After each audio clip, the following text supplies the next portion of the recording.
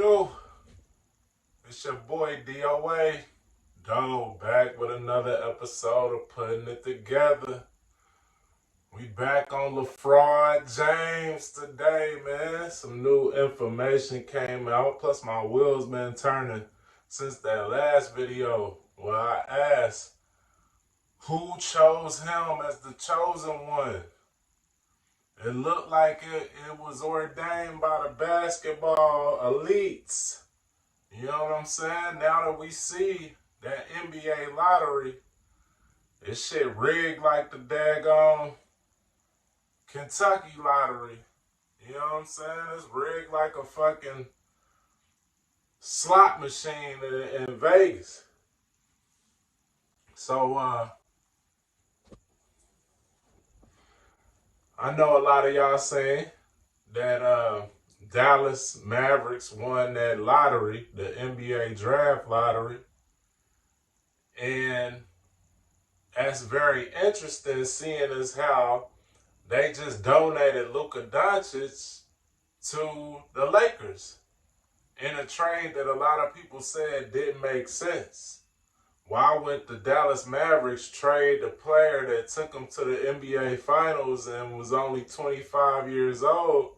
Why would they trade him to the Lakers?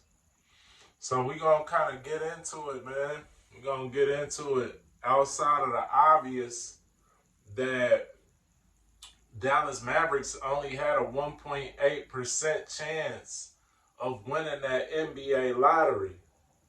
But they ended up winning and now potentially can get a generational talent in Cooper Flag from Duke. But what I wanted to point out was how they'll move heaven and earth for LeBron James. That's number one. And how their ratings was down. The NBA's ratings was down like 20% before that Luka Doncic trade occurred. After the Luka Doncic trade occurred, they was able to rebound 18% to having their ratings only be down by 2%. And the most watched game was the LA Lakers versus the Dallas Mavericks. So you can see how the trade itself generated a lot of traffic and traction for the NBA. That's why I believe Adam Silver was a party to this rigging, because it stood to benefit him in some way.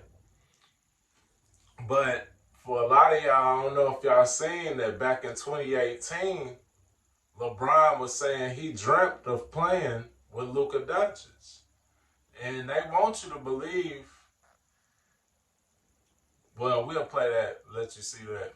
But okay, switch to the Lakers. LeBron has dreamed about playing with Luka Doncic for years. This is something he never thought, but he badly wanted. When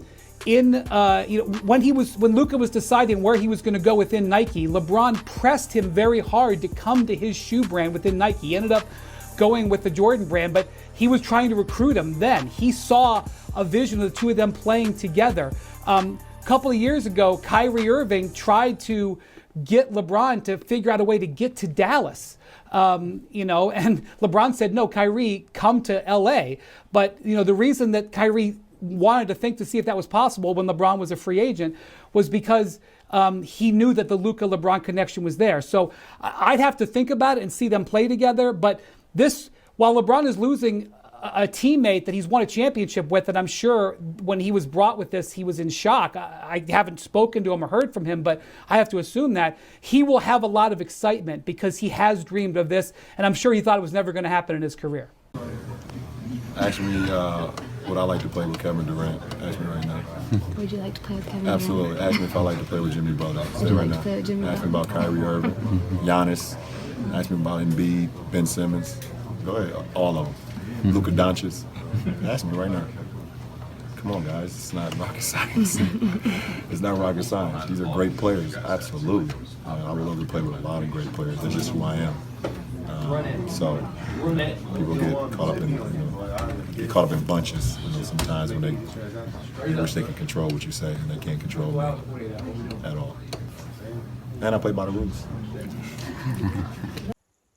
So yeah, they want you to believe that the trade talks with the Lakers and Dallas started just in January of 2025, but I got word, I done heard from a bird on the curb that they started back in 2018 when LeBron was saying he dreamt of playing with Luka. So we was talking in the last video because I was talking about Carmelo and how they took two of his key players and donated them to LeBron. Back when, you know, Carmelo was trying to get his team together and stuff. So they donated two of his key players to LeBron over at Cleveland. Well, we all know that LeBron James left Cleveland in 2010, right? So LeBron James went to Miami from Cleveland. From 2011 to 2014, Cleveland Cavaliers got 3 number 1 picks out the lottery. So in 2011, they got Kyrie Irving. 2013 and 2014, they got the number 1 pick in the draft. Only to be separated by 2012, the Hornets got the number 1 pick. And let me tell you what happened in 2011, I believe, is when the Hornets got rid of Chris Paul and sent him to LA. So it looked like they payoff for sending Chris Paul to the Clippers was to get the number 1 pick, which they took Anthony Davis. Charlotte Hornets took Anthony Davis in that pick. But yeah, it looked like the NBA was paying off Cleveland for sending LeBron James to Miami. So they sent him, they got 3 number 1 picks in those 4 years. And then I believe, when did LeBron come back? I think that was 2014 or 15 when LeBron returned to Cleveland. So he let them, and that seemed like a rigging in itself. Like he watched them get 3 number 1 picks, and then he returns to the team. You see what I'm saying? After they done got these number 1 picks and got them established, and he could see who's on the team and who he want to keep and who he want to get rid of. Then they sent him back to a team that just got 3 number 1 picks in the last 4 years. So that in itself was interesting. And we already know Kyrie Irving pretty much gifted LeBron that championship in Cleveland because LeBron was crashing out. So we can see that little chess move paid off. Then, of course, like I was saying in the last video, they took 2 of those key players from the New York Knicks within that time too. I think that was 2014 when they got Iman Shumpert and J.R. Smith. So they pretty much stacked and set that team up for LeBron, right? Well, then we look and see how, and it's interesting that LeBron used that 2011 first pick and Kyrie Irving to win him a ship. Then he used the 2012 number 1 pick because he ended up getting the New Orleans Pelicans to send him Anthony Davis. So they sent him Anthony Davis in 2018, which helped facilitate him a championship, a bubble championship, but a championship nonetheless. And in 2019, the Pelicans got the number 1 pick as well. So they sent LeBron, and they got them a number 1 pick, which they got Zion Williamson. You know what I'm saying? So he had them send them AD in exchange for a number 1 pick. Then he had Cleveland send him to Miami in exchange for 3 number ones in 4 years, which was crazy. You know what I'm saying? It can't get no clearer than that. They gonna call it a conspiracy, but man, your eyes don't deceive you. You can just look and see what happened. He gets AD, and they got the number 1 pick in Zion Williamson. Now he says in 2018 he dreamed of playing with Luka, and finally they send him to him. And what happens to Dallas? Everybody got Dallas burnt at the stake, but they end up getting the number 1 pick in exchange. So you can see, man, like I said, this shit look orchestrated. It looks very orchestrated when you look back at it. And I believe, LeBron and himself and all of the publicity that surrounds him, I believe they built that up because the NBA's ratings was probably suffering back in before 2003.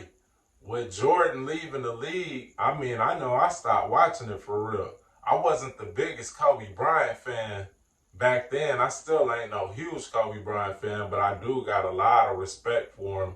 I had more respect for him post-retirement than I ever did when he was playing, just partially because he was on the Lakers and I ain't no Lakers fan.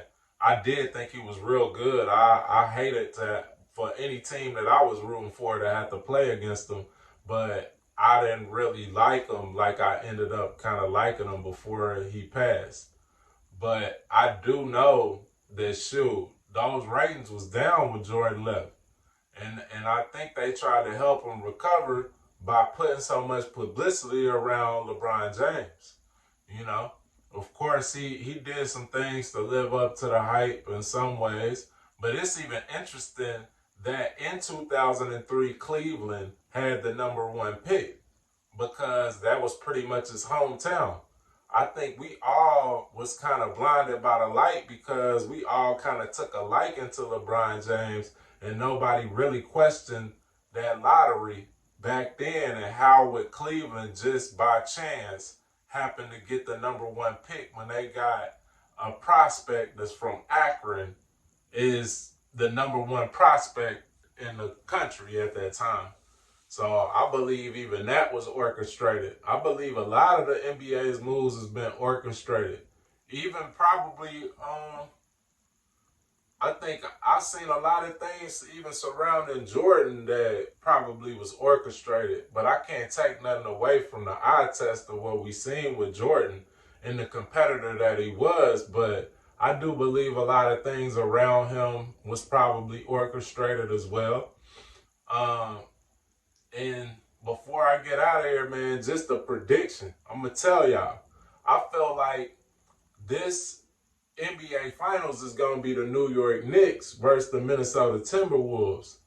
And it's partially because of all of the Villanova players that's involved in those 2 teams. We know the point guard from New York, Brunson, is from Villanova, Josh Hart's from Villanova, and DiVincenzo from Minnesota's teams from Villanova. They all won a championship in college. But I find it interesting that the new Pope is also from Villanova.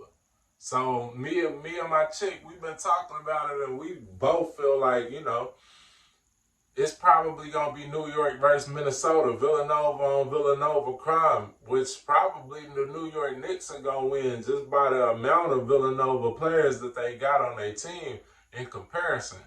But I guess we'll see how that pans out, see if it was as easily predictable as I feel like it is. And let's see, what else was I going to say? Oh, yeah. That 144th pick in the NFL draft being Shedeur, I feel like, man, they got big plans for Shedeur because that's a magic number, the 144. So, even the NFL's orchestrated, maybe to a lesser degree than the NBA, but it's some orchestration behind it as well. You got the Jesuits pulling strings behind all these leagues for real.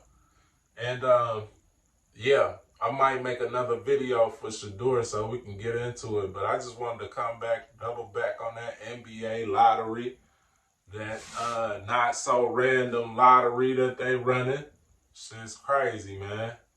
They got that shit rigged up, probably magnets and some more shit. But I just wanted to point that out because we just was talking about that as far as Carmelo and him getting the short end of the stick. Now you see how they pay off these teams to feed players in a certain direction. How teams get paid off for their services. But as always, it's a pleasure having y'all tune in. Peace and love and light, wisdom and insight. It's your boy Doe putting it together to the next episode. Peace.